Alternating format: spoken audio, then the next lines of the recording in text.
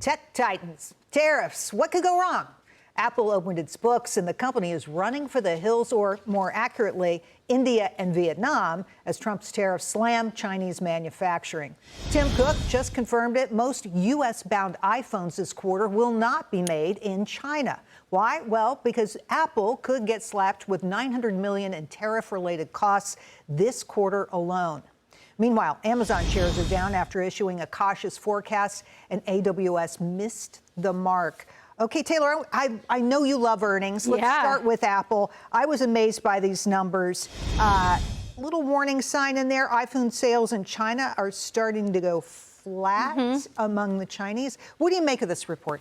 So here was my key takeaway, and Lou can agree or not, but I was reading one report from an analyst over at Morgan Stanley who said the fact that Apple, Brian, stop laughing at me. The fact that Apple is only taking a $900 million hit.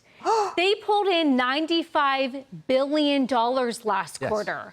So to me, I'm like, cool. What is that? A rounding error? Like, that doesn't move the needle for me. He goes on to say 170 he believes is the floor on the stock. Surprised to see the stock trade that low unless there was serious escalation in China. Now, there are some regulatory issues. We've talked about the judge on Wednesday coming out and rethinking how they do the in-store app and the commissions on those. But to me, I'm like, they've already moved half of the U.S. iPhone production to Vietnam. 90% of that was in China. And then the goal is to move 100% of that to India or Vietnam by the end of next year. We're halfway there and it's been a month. So to me, you know, I sat down this morning and I thought, we're discounting American exceptionalism. We're discounting the ability for large companies, maybe not small, to be nimble and resilient. And guess what? Tim Cook gets paid to do this, to figure it out. And to me, it looks like right now he's starting to figure it out. That was a rounding error to me. I love that, and I agree with you. Lou, I know you want to weigh in on the earnings. No, I totally agree with you. It's a rounding error. To Brian's point earlier, the most undervalued asset in the world is American CEOs' ability to figure out problems, and Tim Cook's showing it.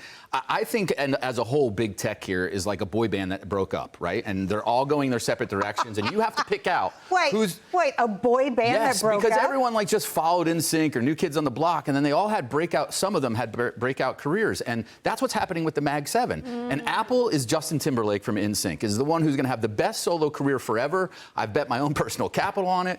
To the analyst point that you read the report on, 170 is a floor. That would be a next back up the truck buying opportunity for me. Full disclosure, I own it, but it is one that you can count on. Not today, but they have been on fire since the tariff. It's amazing. I know you've got a really great insight here. Yes, so I do think Tim Cook, you know, consistently, this is a company that has done super well. But let's run the counter, because there are some signs that I think do show weakening when it comes to Apple. Because talk about sales, obviously dominant sales here in the U.S. In China, they've slipped down to number 5. Tim Cook said, it's clear we cannot rely on one country, not only with production, but also with sales, because they're leading here, but not there.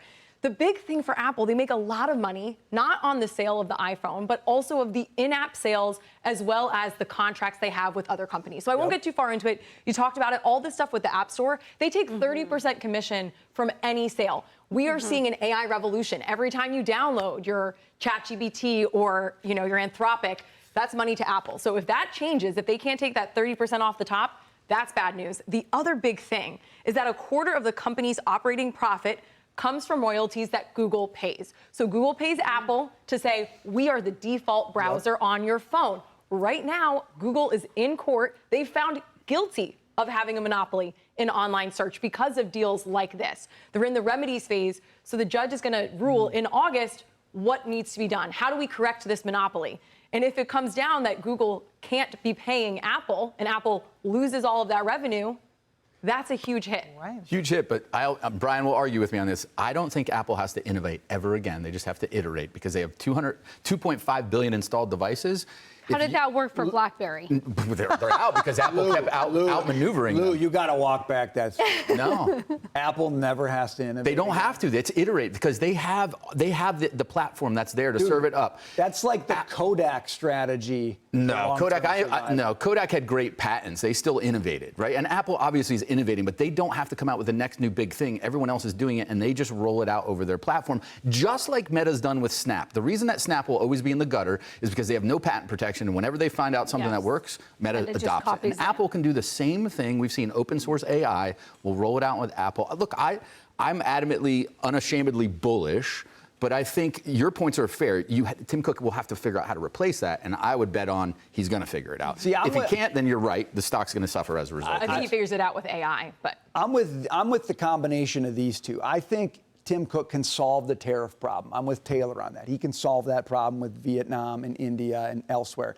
But I'm also with you. I think the underlying business is stale. And they're behind on AI. It's the biggest company in the world. Now, that's also coming from a guy who still has a button on his, 12-year-old iPhone. Just like the iPhone 6 But part of that is SE. because it's stale, Lou. But I say they've got to innovate. There's no company on earth that What's the can't next big stop innovation it. out there? Nobody knows. I don't know, but what is it now? it's a chip in your brain that's, Elon Musk is going to create. See, but So you don't even need a cell phone. Elon Musk wasn't the first one. There was actually a company called Second Sight that was doing neural implants to restore vision for patients suffering from retinitis pigmentosa. Everything is in innovation is addition to the people before it. No, I totally agree that there's iterative innovation that can happen or fast follower, all that. Yeah.